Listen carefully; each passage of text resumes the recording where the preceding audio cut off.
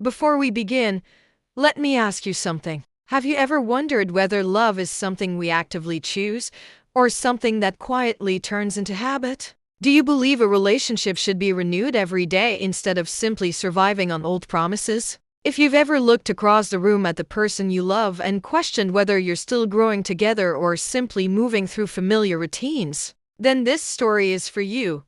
The moment that changed everything between us didn't happen during a heated fight. There were no slammed doors, no tears, and no cruel words thrown across the room. It arrived on an ordinary evening that looked completely forgettable from the outside.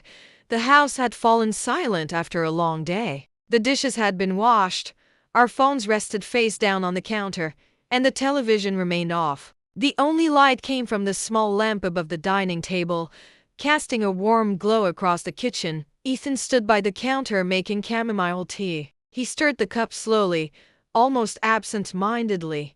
While I watched his hands, I've always paid attention to people's hands when they speak. Smiles can be rehearsed. Voices can hide uncertainty. But hands rarely pretend. They tremble, pause, tighten, or relax without permission. "I've been thinking," I finally said. The sentence sounded harmless enough, yet it seemed to settle heavily between us. He looked over with an easy smile, the same smile that had greeted me for nearly 12 years. It was the smile that had comforted me after difficult days, celebrated promotions, laughed through embarrassing moments, and carried us through countless ordinary mornings that usually means trouble. He joked. I smiled politely, but this time I wasn't joking. "I want to ask you something." His spoon stopped moving. "But I need you to listen before you answer." The playful expression faded. He set the cup on the counter and turned toward me. "Completely. I'm listening." I took a deep breath that somehow felt much heavier than air. "I think we should try something different." He tilted his head. "Different?" "Not because anything is broken," I explained quickly. "Not because I'm unhappy. I just think we've become comfortable." He leaned against the counter, studying my face carefully. "What kind of different?" For a moment I looked toward the window. Outside, the neighborhood was quiet, the streetlights reflecting softly on the pavement. "It isn't about fixing us," I whispered. "Then what is it about?" I searched for the right words. "It feels like somewhere along the way we stopped discovering each other. We know our schedules, our favorite meals, the stories we've told 100 times. But I don't know if we're still paying attention." His expression softened. "I thought we were. We're honest," I replied. "But honesty isn't always the same as truth." That sentence lingered between us. Instead of defending himself, Ethan stayed silent. His silence made my heart beat louder than any argument ever could. "What are you really asking?" he finally said. I folded my hands together. "I want us to start talking about the things we avoid." The things we avoid? The thoughts we edit before saying aloud. The fears we convince ourselves aren't worth mentioning. The questions we're scared might change. Everything. He exhaled slowly. "That's a dangerous road." "I know." He nodded once. "So ask." For several seconds I couldn't speak. Some questions feel like opening a locked door. Once it's open, nothing can return to the way it was before. Finally I met his eyes. "If we met today, as strangers," he waited, "would you still choose me?" The room became impossibly quiet. He blinked once. Then again. "I don't know if that's a fair question." He admitted, "Maybe it isn't. So why ask it?" I looked down at my wedding ring, because sometimes I wonder if love slowly becomes routine. Maybe affection turns into responsibility. Maybe commitment replaces curiosity. I want to know if we're still together because we genuinely choose each other, or because we've simply become used to each other. He crossed his arms thoughtfully. "You think I stopped loving you?" "No, you think I stopped seeing you?" I think we both stopped looking. The word surprised even me. He didn't argue. Instead, he asked quietly, "What about you?" I looked up.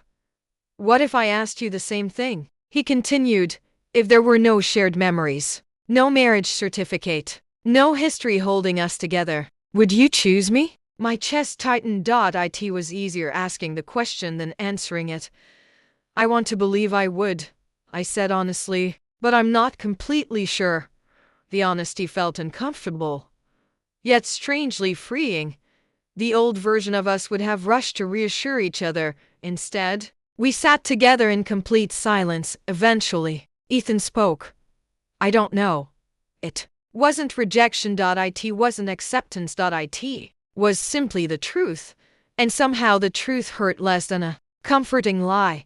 The following days weren't dramatic. We didn't separate. We didn't sleep in different rooms. We still made breakfast together. We still folded laundry. We still argued over whose turn it was to buy groceries. But underneath every ordinary moment, something had quietly changed. We had stopped assuming. Instead of relying on years of history, we began paying attention again. One morning, Ethan asked while we drank coffee, "What book are you reading?" I laughed. "You've walked past it for 3 weeks." I know, he smiled, but I never actually asked. Later that week, I asked him, "When did you stop playing guitar?" He looked surprised. "I didn't realize you remembered." "I remember everything." He smiled sadly. "I stopped because work got busy, so play again." That weekend, he dusted off his old guitar from the closet. The sound filled the living room for the first time in years. It wasn't perfect, neither were we, but something inside the house felt alive again. Weeks passed. Instead of discussing bills every evening, we talked about dreams. Instead of asking, "How was work?" we asked, "What inspired you today? What made you laugh? What frightened you? What do you wish people understood about you?" The conversations felt awkward at first, then exciting, then necessary. One rainy evening, Ethan came home carrying nothing but his backpack. He stood quietly in the doorway. He didn't speak. He simply watched me arranging flowers in a glass vase. "What?" I asked, laughing. He shook his head. "I'm just looking at you. I'm standing right here." "I know. So why are you staring?" "Because for years I walked through this door and only saw my routine." He smiled gently. "Today I saw Nora. Not my wife. Not my partner. Not the person who reminded me about appointments. Just Nora. A woman still changing. Still growing. Still becoming someone new." I walked over and wrapped my arms around him for the first time in years. It felt like an introduction instead of a repetition. That difficult question hadn't damaged our marriage. It had awakened it. We realized love isn't protected by anniversaries, photographs, or shared addresses. Those things preserve memories. They don't guarantee connection. Real love asks us to remain curious. Keep listening. Keep noticing. Keep learning who the other person is becoming. People change. Dreams change. Fears change. If we stop paying attention, we end up loving an old version of someone who no longer exists. The strongest relationships aren't built by never asking difficult questions. They're built by having the courage to answer them honestly. Every morning after that conversation, we made one quiet promise to ourselves: not to stay together because it was comfortable, not because leaving would be difficult, not because history demanded it, but because, despite everything life would bring, we wanted to choose each other again. Every ordinary day, every unexpected season, again and again and again. Because the greatest love stories aren't written by people who never question their relationship. They're written by two people brave enough to stop relying on yesterday's promises and willing to choose each other all over again.